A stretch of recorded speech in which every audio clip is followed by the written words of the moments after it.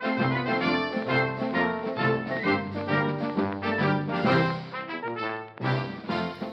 it ran off the end, and it was into a sand trap. And the motor plate hung down about that far below the chassis because it was a new motor plate, and I hadn't sawed it off yet. And that motor plate brought him to a stop. He was all black and blue from the belt. Oh yeah. When he got in the sand? when he hit the sand trap. Yeah. And of course, that was the end of that. We went back at a later date and did this. Ouch. This was at Idle. We were racing Leroy Goldstein in the B&L car, Mm-hmm. and we're coming up to the starting line at an Idle. And one of the things that this motor did, it had port nozzles, but there was no check valve in the port nozzles, and the motor drew a vacuum, and it vacuumed the top nozzles dry. And when you break the throttle open, it's dead lean. And when it was dead lean, it would backfire. And the fire would start in the intake manifold and go back the tubes and into the blower, and that's what results. There's parts all over the place, and tubes flying everywhere. And it was a real experience running that car with that motor. But it went good. Eventually it ran with the motor, with the block on top, with the blower on top, in that configuration right there. Mm-hmm. It ran 203/16 779. And this would have been in 60, mid 65. that was a very competitive time in '65. Yeah, it was. That motor was in the hunt, but it couldn't make it repeat. But we went 203, and the reason I remember that is because that qualified us for the Mickey Thompson 200 mile an hour club. Yeah, the NT meet. We had run 200.66, and Waterman, who was in charge of who got invited, he was working at Mickey's at the time. Sid Waterman? Sid Waterman got in. He got, and when we made the second run, he says, "Okay, you guys can come," because we'd only made that one run at 200. And it's in that list that we got from one of the guys that's handwritten by Mrs. Ferguson with all the times. It's in there. That was the day we ran 200, and we were like third low ET and second fast time to the Mangler, I believe. And where did you run? Lions. It was Alliance, okay. Primarily Lions. We ran to Fontana occasionally, Carlsbad occasionally, Ramona occasionally, and San Fernando as often as we could. We would win $25 round money on Saturday night, and I'd use that $25 to go buy 5 gallons of fuel to go to San Fernando on Sunday. Perfect. And that's how we did it. I mean, the parts. We ran the very first set of Venolia pistons when Nick and Joe Paisano and Bobby Toros finally came to an agreement to get in the piston business. Torcam Industries was doing cast pistons up to that point, and Nick was working for Warren Big Chevrolet, and so was Joe.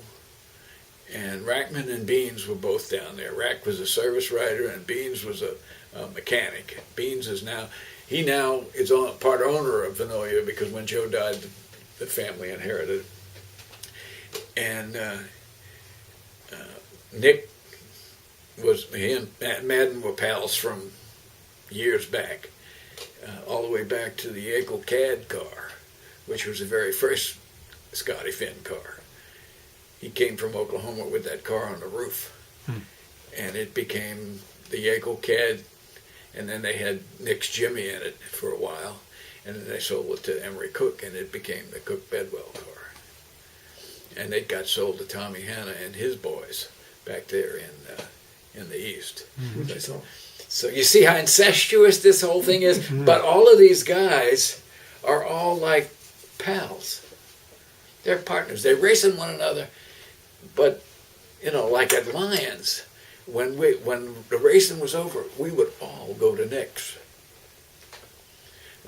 Paul Sutherland and his girlfriend, and Pete and Gail, and Zuchel, and Jeep, and Dave Jeffers, and Randy Scoville, and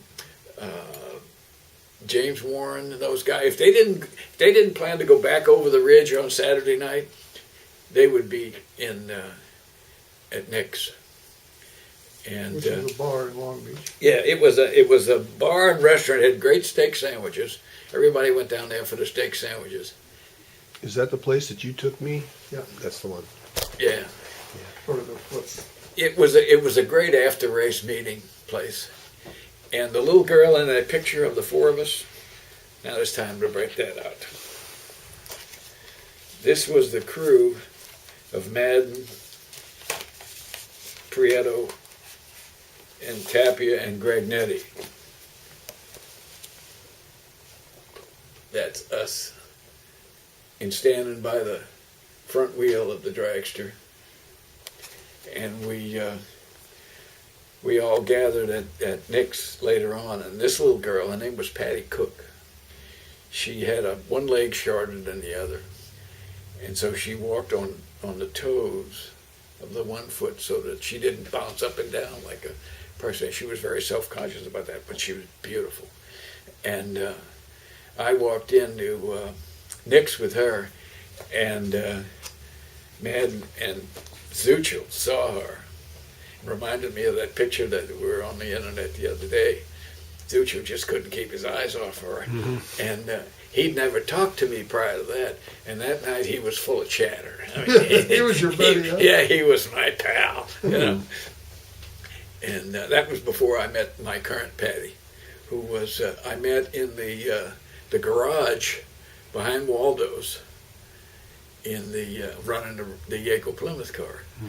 She walked in and made some derogatory comment about me. And I said, who are you? And where did you come from? And we started up a conversation, and she was knitting something at the time, and she had a ball of yarn.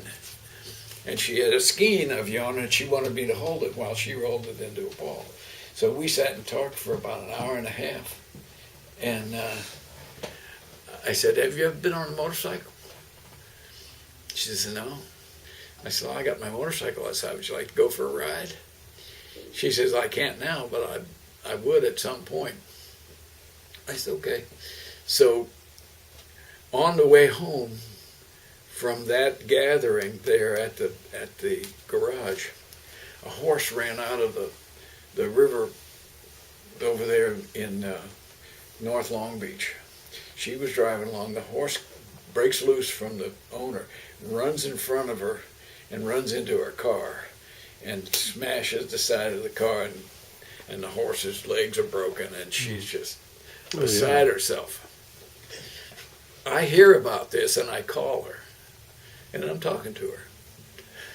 And she's just distraught about this whole horse thing.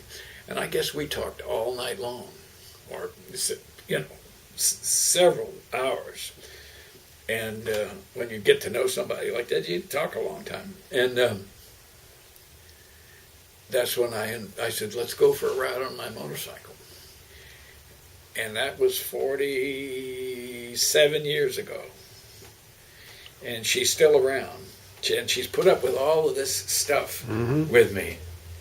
And we dated mostly at Lions.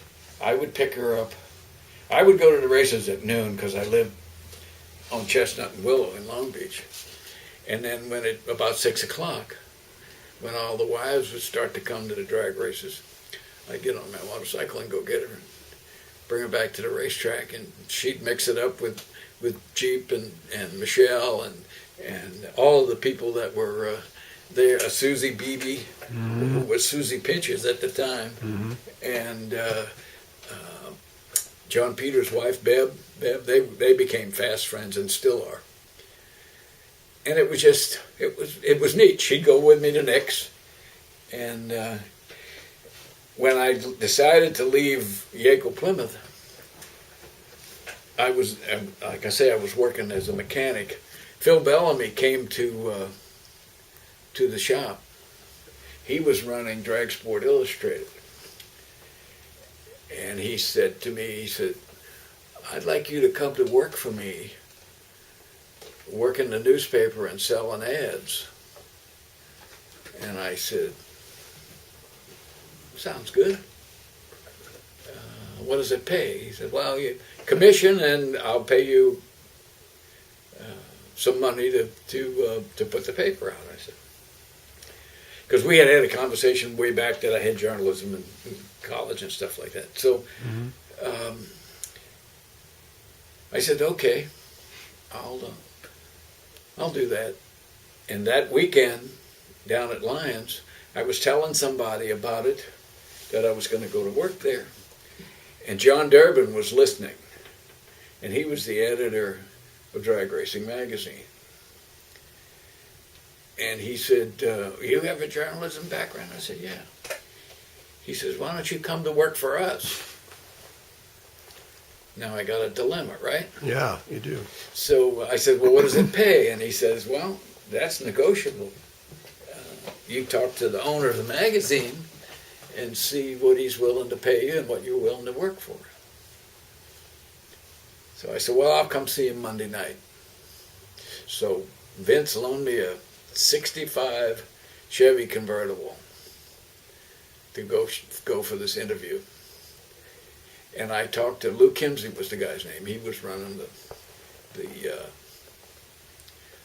the publishing house, which produced Drag Racing, Drag Strip, Modern Rod, and Pete Millar's cartoon books. The early ones, the drag cartoons and stuff like that. And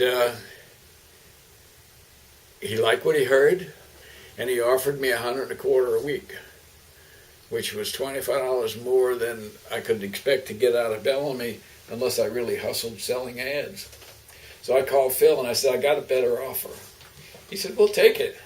Because he was thin ice, you know, that paper was up and down. He hired Forrest Bond in my stead.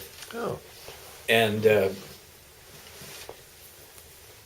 I went to work at Drag Racing Magazine, and the first thing I did, the first piece I did was on the Adams and Rasmussen and Billy Scott dragster, first feature I did. And Holly Hedrick was the publisher of the magazine, which meant he was the ad salesman. And he was also the PR guy for Keith Black, but nobody knew that he was still in that position.